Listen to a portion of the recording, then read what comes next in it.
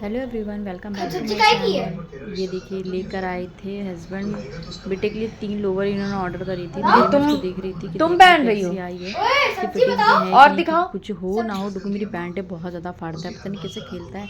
तो मैंने ग्रिप वाली इन्होंने ऑर्डर की थी, 2 ग्रिप वाली आई थी, एक प्लेन आ गई। तो मैंने कहा ये इसको देखो वापस मैडम कर को, दो। तो कह रही नहीं, ये मुझे लोग ये प्लेन चेक वाली कर भी अच्छी रही लग रही है। है, मत वापस करो। तो मैंने कहा ठीक है, तुम फिटिंग चेक कर लो। तो डुगू ने चेक करा तो उसके पैंट लेके अपना भी मैडम पैंट पहन की ली। पैंट देख ली।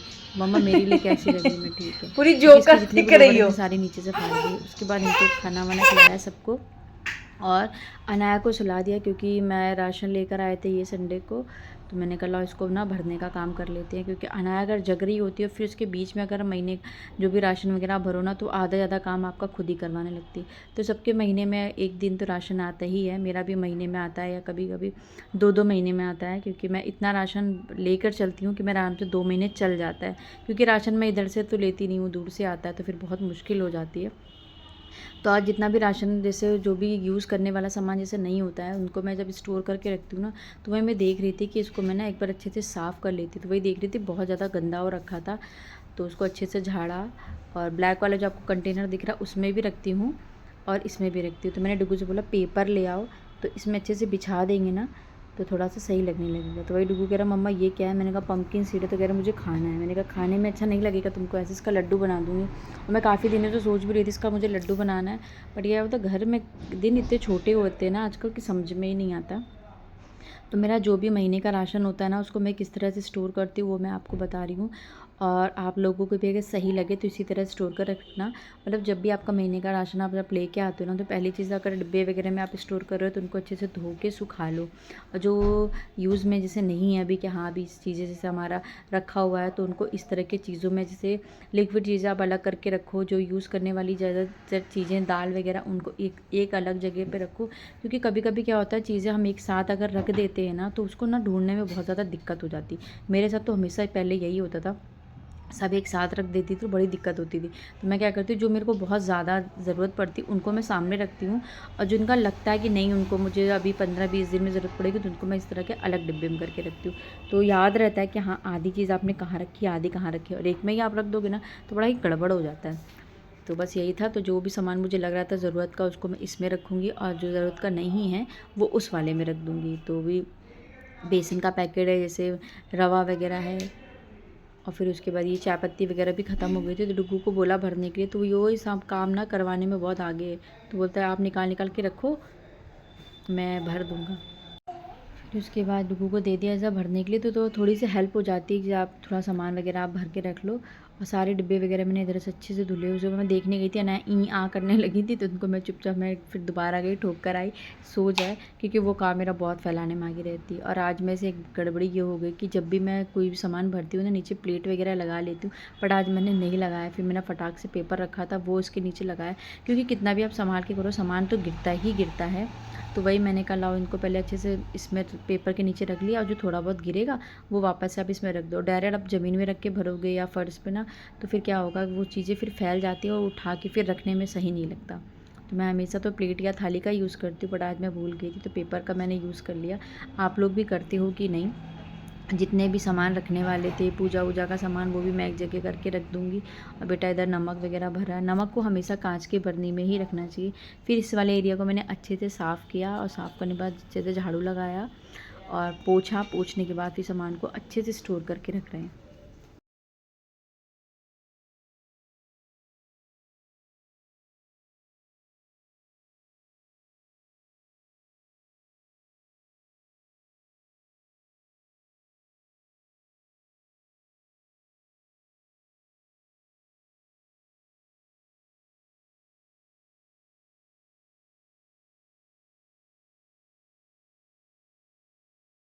फिर उसके बाद मैं आ गई सीधा किचन में, और किचन में मैं देख रही थी बहुत ज़्यादा डस्ट हो गया था, क्योंकि दिवाली के बाद मैंने एक भी बार ना किचन में क्लीनिंग नहीं की है। तो मैं कपड़ा लेके सूखा और उसको अच्छे से पोंछ रही थी, और देख रही थी बहुत ज़्यादा गंदा हो रखा था। तो वही एक एक जो भी सामान था उनको अपनी जगह पे से हटा कर बस पोंछ के वापस उसको अपनी जगह पे रख देंगे। इस तरह से करना ये रहता है कि किचन ज़्यादा फैलती भी नहीं है, और अच्छे से सामान को भी रख। कुछ डिब्बे मुझे गंदे दिख रहे थे, तो गंदे क्या मतलब धूल वूल से, उनको भी मैंने अच्छे से पोंछ दिया था।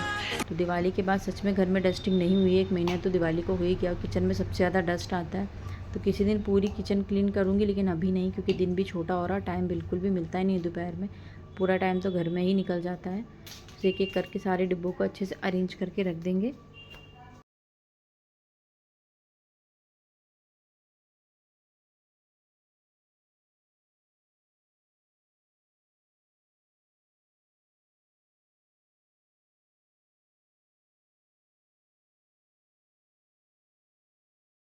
किचन के सामानों को अच्छे से अरेंज करके रखा। उसके बाद जितना भी मतलब इधर गंदा हो गया था, किचन में झाड़ू लगाया, कमरे में अच्छे से झाड़ू लगाया। झाड़ू लगाने के बाद जो भी कचरा होता है उनको अच्छे से उठा के एक साइड में करके रख लेंगे।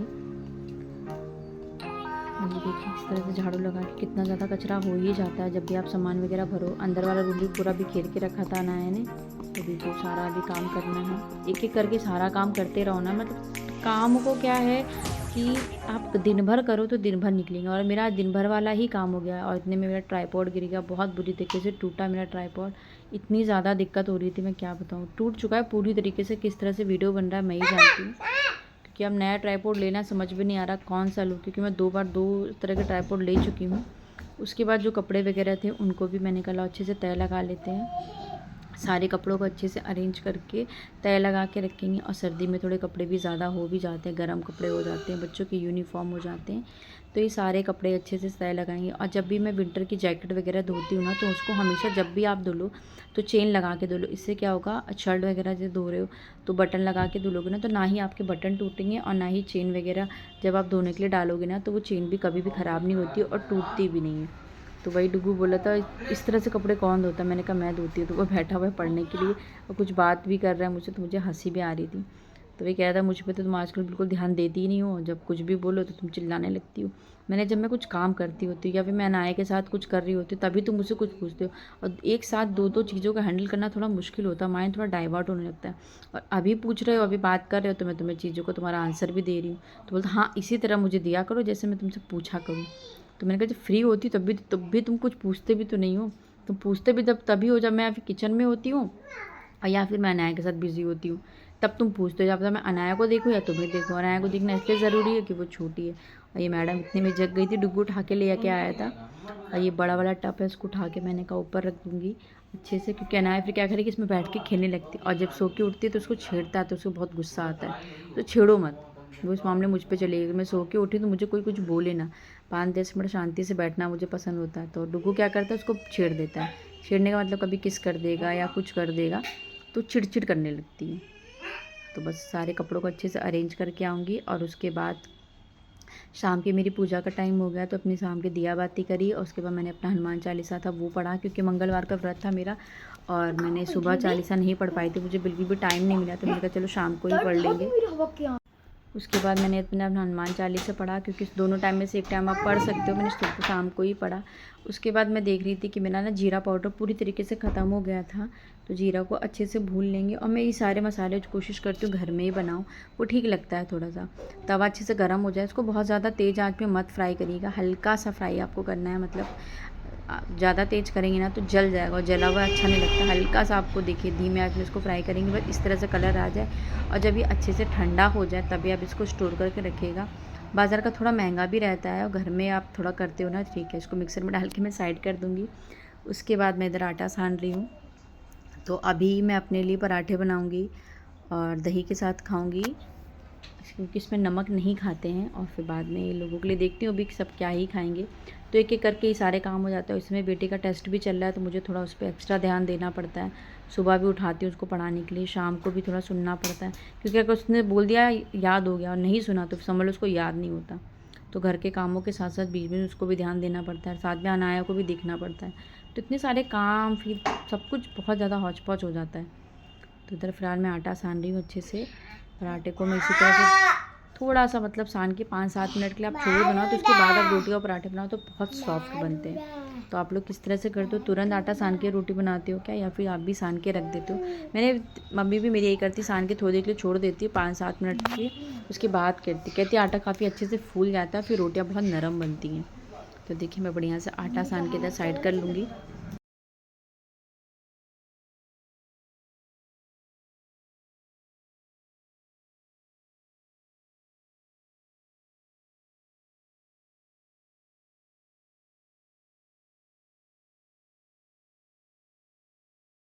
इधर आटा सान के साइड कर लिया। फिर बेटे को पूछा क्या खाओगे, तो बोलता है दाल बना दो। मैंने कहा चलो ठीक है। तो दो दाल वगैरह ना इससे हम ना शाम को ही गरम गरम अच्छी लगती है, सुबह ठंडी हो जाती है तो कम अच्छी लगती है। तो मैंने कहा दाल इधर चढ़ा देंगे, हल्दी नमक डालकर।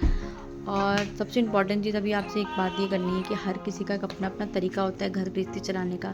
अब कोई ये बोले कि नहीं मैं बहुत अच्छे से अपनी गृहस्थी चला लेती हूँ, मैं अपने पति को बहुत अच्छे से रख लेती हूँ, बच्चों को बहुत अच्छे से रख लेती हूँ, तुम तो सिर्फ दिखावा करती हो। तो दिखावा कोई भी घर गृहस्थी में नहीं करता है।